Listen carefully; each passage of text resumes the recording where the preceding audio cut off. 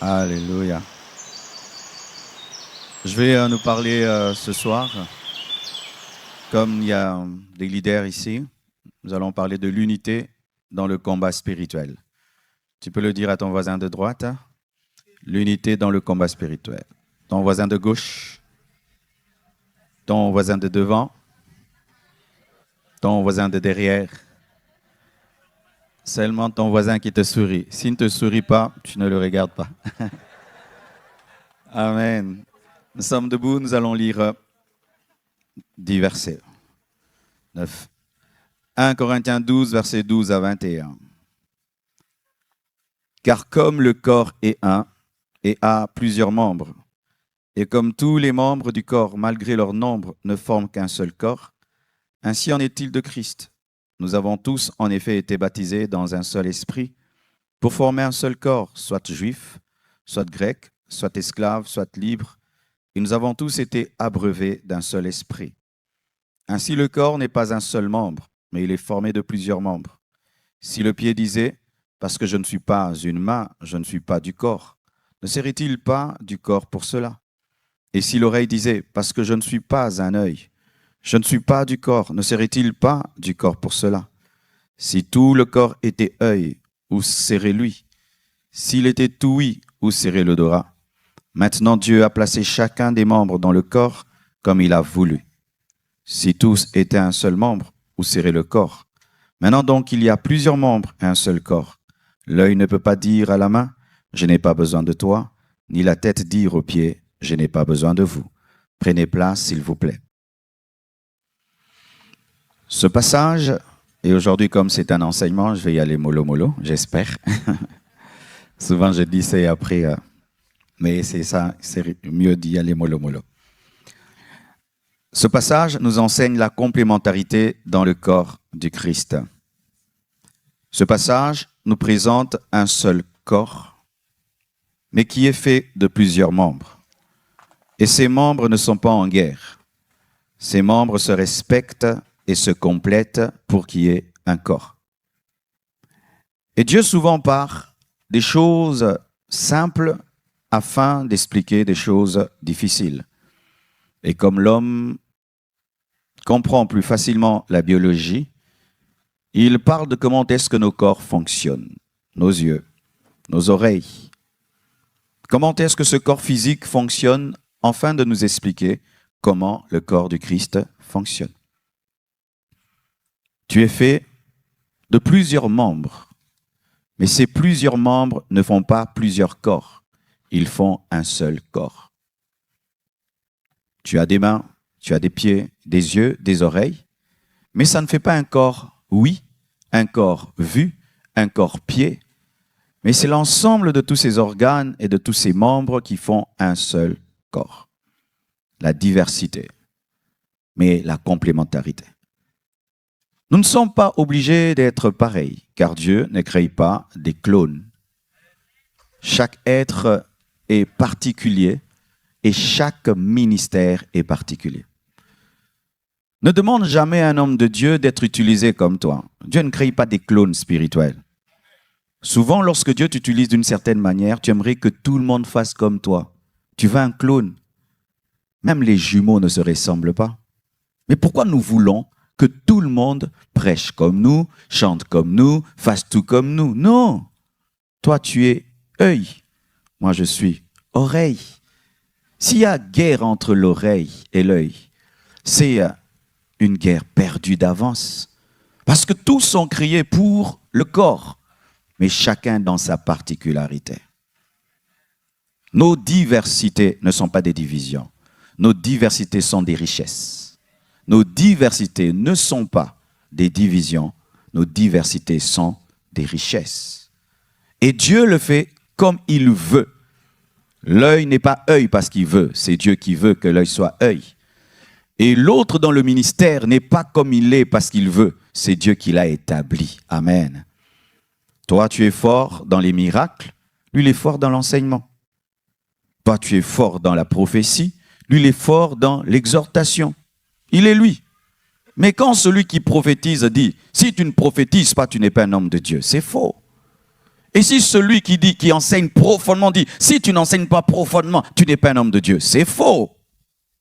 Si tu ne chantes pas avant de prêcher, tu n'es pas un homme de Dieu. C'est faux. Toi, tu aimes chanter. L'autre ne sait pas chanter. Il y en a qui commencent la prédication. Frères et sœurs, lisons. C'est sa particularité. Certains prêchent en criant, d'autres en parlant calmement. Chacun sa particularité. L'onction, ce n'est pas parler vite ou crier comme Marcelo, non. Certains le font calmement, mais il y a Dieu dedans. Dieu n'engendre pas des clones.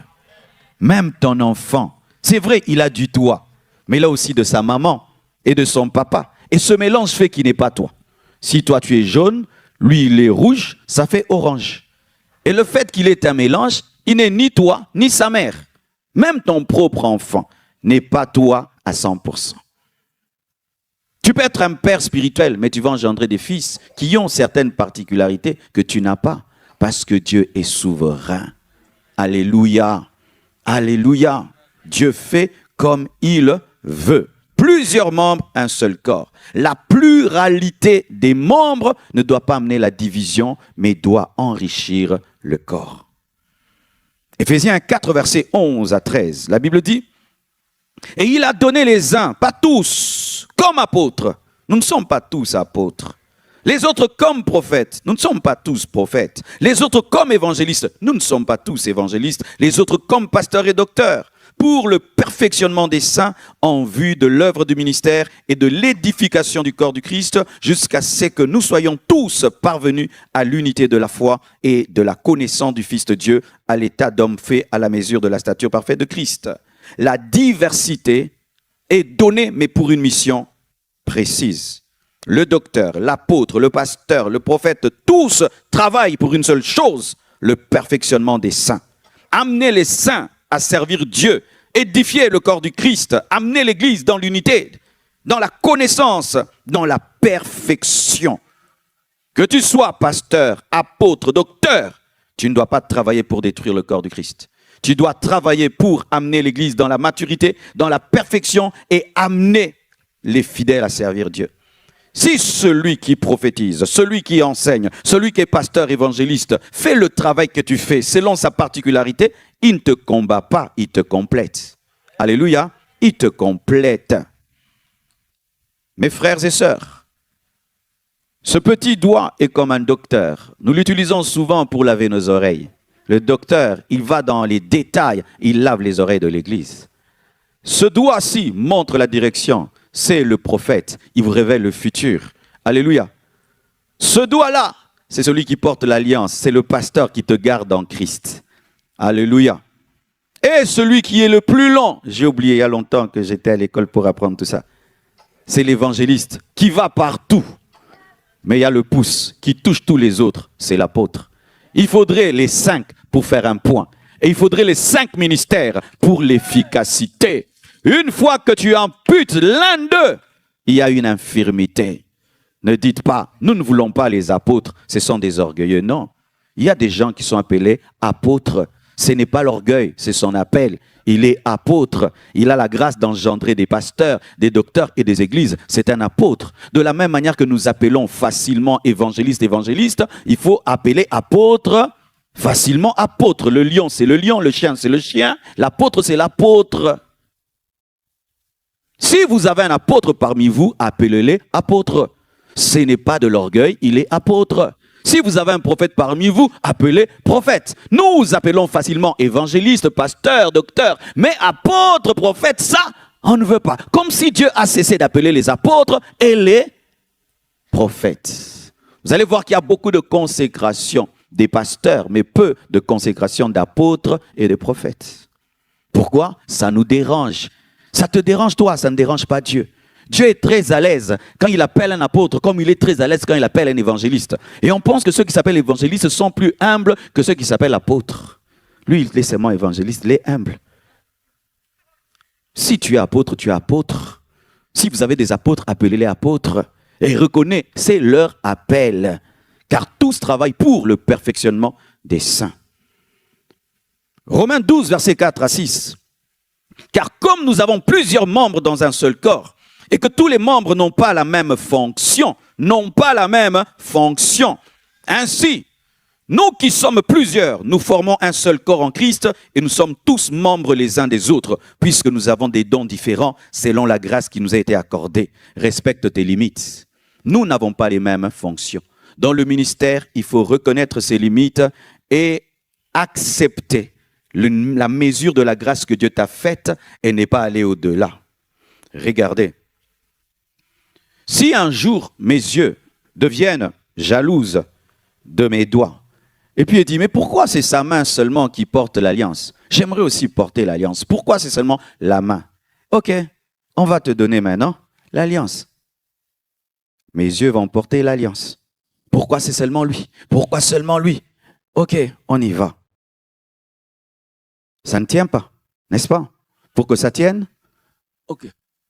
Alors, comment je vais prêcher? Et tout d'un coup, mes yeux se ferment. Parce que mes yeux portent ce qui n'est pas dans leur destinée. Automatiquement, mes yeux se ferment. Lorsque tu veux avoir ce que Dieu ne t'a pas donné, tu vas bloquer ta destinée, tu vas bloquer ton ministère. Accepte les limites de ton ministère. Tu ne peux pas tout, tu ne connais pas tout. Lorsque tu veux entrer dans ce qui n'est pas à toi, ton ministère sera bloqué. Dieu ne t'a pas appelé à enseigner, n'enseigne pas. Tu vas enseigner des hérésies. Dieu ne t'a pas appelé à prophétiser, ne prophétise pas, tu vas mentir. Dieu ne t'appelle pas des miracles extraordinaires. N'entre pas là-bas. Tu vas créer des faux miracles. Tes yeux vont se fermer. La jalousie et l'imitation bloquent nos ministères. Tu ne feras pas tout. Tu feras selon les limites de ton appel. Et tu te feras compléter par celui qui a ce que tu n'as pas. Ainsi, lorsque je veux connaître l'heure, c'est la main qui m'aide, mais ce sont mes yeux qui lisent. Ainsi, mes frères et sœurs, la montre est tenue par la main, mais pour le corps.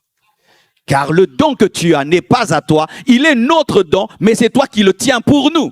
De la même manière qu'une branche tient un fruit pour l'arbre, mais ce n'est pas le fruit de la branche, mais c'est tenu par la branche. Et le don que tu as n'est pas ton don, c'est notre don tenu par toi, mais pour nous, mais quand même tenu par toi.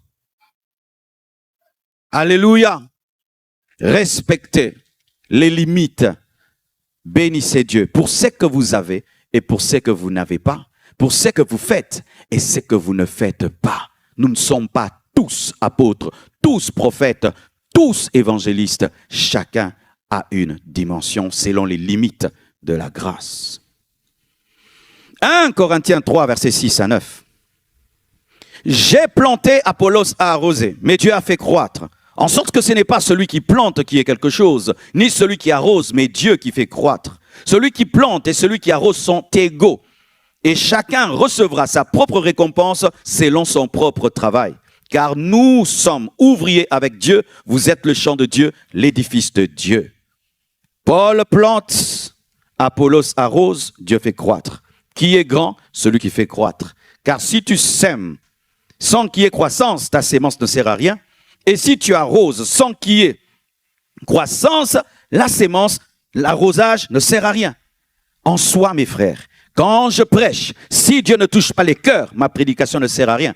Et celui qui vient affermir celui que j'ai converti, si la présence de Dieu n'opère pas, ce dernier ne grandira pas et cela ne servira à rien. C'est Dieu qui est le plus grand. Des 5 ministères, c'est Dieu qui est le plus grand. Mais les ministères sont égaux. Parce que chacun opère selon les limites de sa grâce. Certains sont appelés à s'aimer, d'autres à arroser. Certains sont appelés à gagner les âmes, d'autres à les faire grandir en Christ. Mais tout cela est béni par Dieu. Ne pense pas être plus grand si tu es celui qui sème. Ne pense pas être plus grand si tu es celui qui arrose. Le plus grand, c'est celui qui fait croître. Qu'il n'y ait pas de guerre entre les sémeurs et les arroseurs. Tout est grâce et tout est bénédiction de celui qui fait croître. Amen. Car des fois, les évangélistes se glorifient. C'est moi qui gagne les âmes. C'est moi qui sors et puis je gagne les âmes. Oui, tu as sémé. Mais s'il n'y a pas un pasteur qui va paître ses brebis, qui va les faire grandir, ça ne sert à rien que les évangélistes respectent le travail des pasteurs et que les pasteurs respectent le travail des évangélistes. Mais le plus grand n'est pas l'évangéliste, n'est pas le pasteur, c'est Dieu qui fait croître. Vous êtes là? Et regardez, mes frères et sœurs, Je suis en train de venir. N'oubliez pas, nous allons parler du combat spirituel. Amen. Hein? Marc 6, verset 7, la Bible dit. Alors il appela les 12 et il commença à les envoyer 2 à 2 en leur donnant pouvoir sur les esprits impurs. Là où il y a le pouvoir, il faut l'unité. Là où on chasse les esprits impurs, il faut l'unité. Là où il y a l'autorité, il faut l'unité. Pourquoi? Pour que quelqu'un te surveille, pour que quelqu'un veille sur toi, pour que quelqu'un te contrôle. Ceux qui aiment aller seuls sont souvent des rebelles. Les hommes soumis aiment être contrôlés. Les hommes soumis aiment un témoin qui peut témoigner à l'assemblée qui a envoyé comment il s'est comporté. Alléluia. Jésus envoyait les disciples 2 à 2, afin qu'ils puissent veiller l'un sur l'autre. Si l'un tombe, que l'autre le relève. J'aimerais te poser une question, homme de Dieu.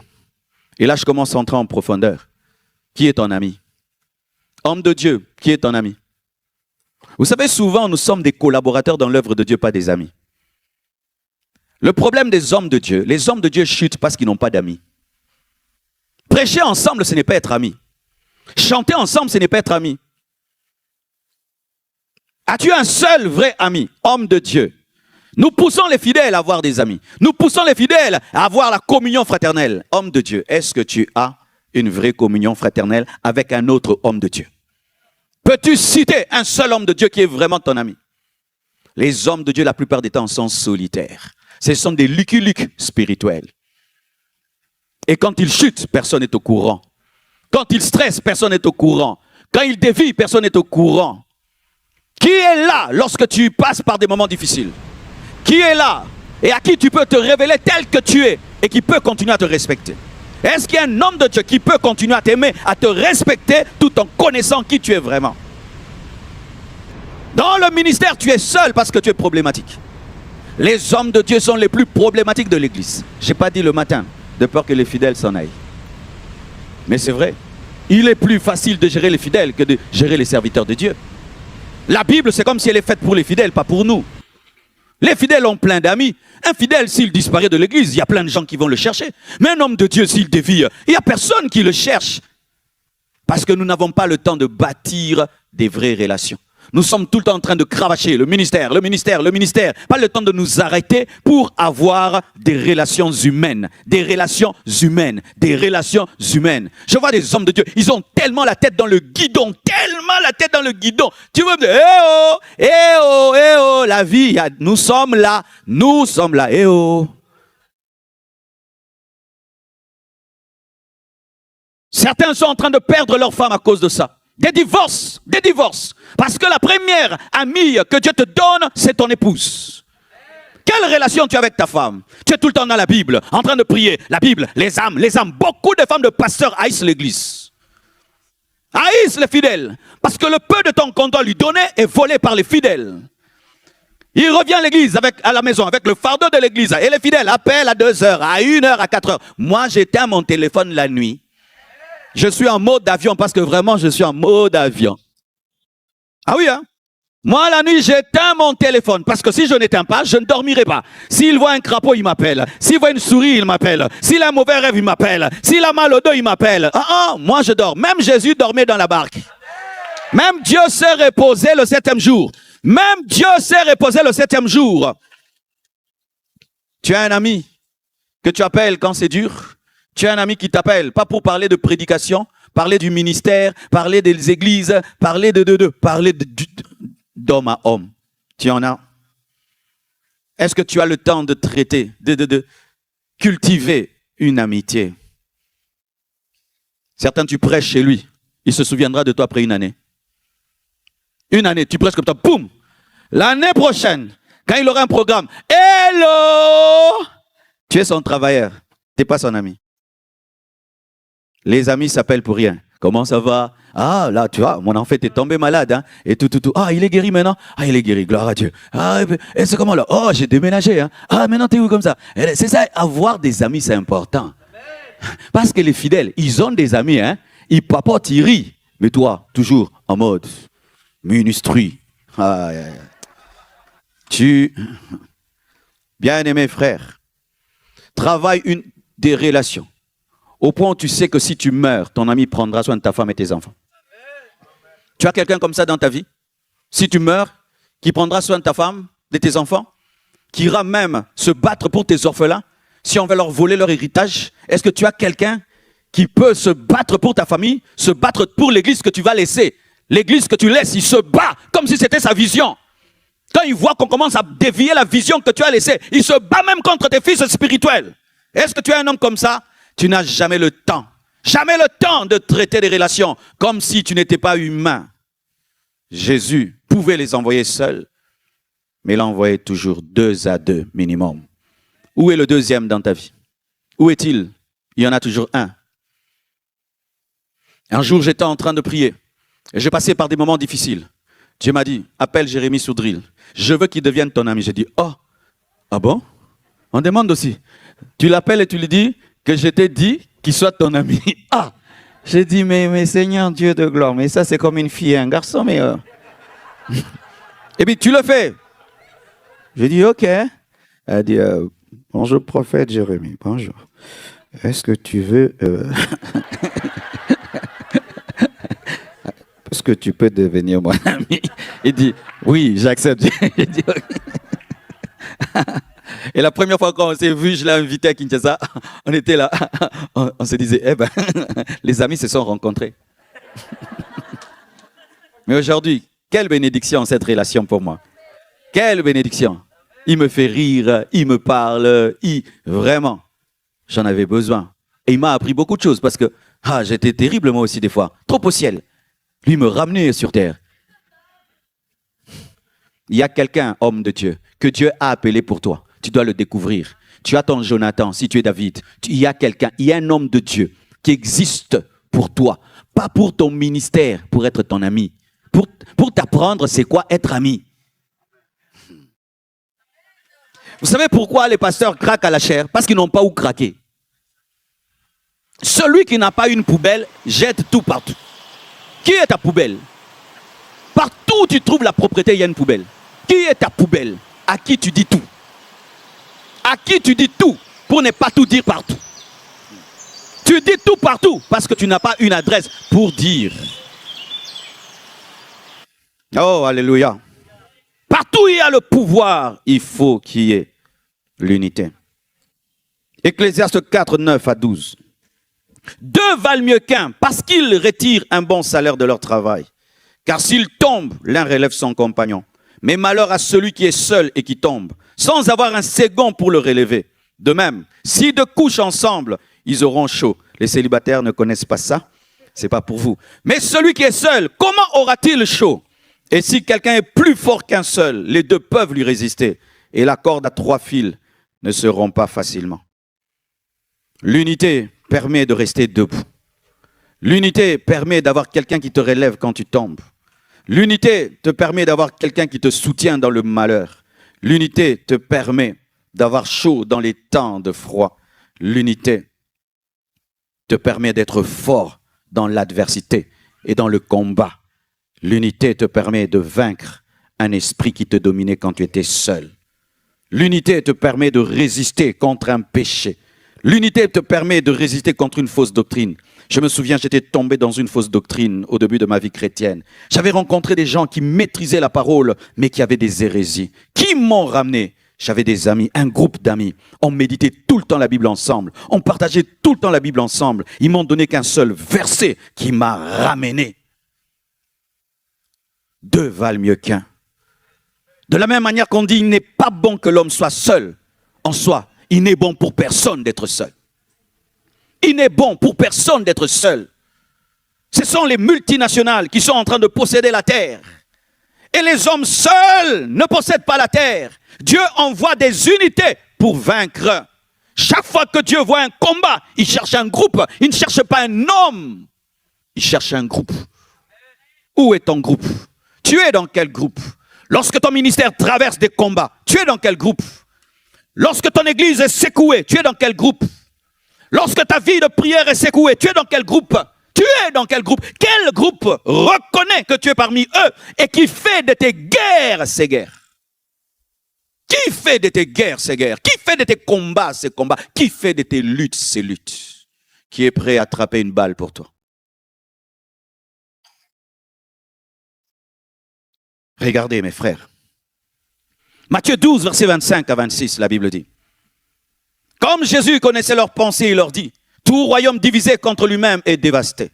Et toute ville ou maison divisée contre elle-même ne peut subsister. Si Satan chasse Satan, il est divisé contre lui-même.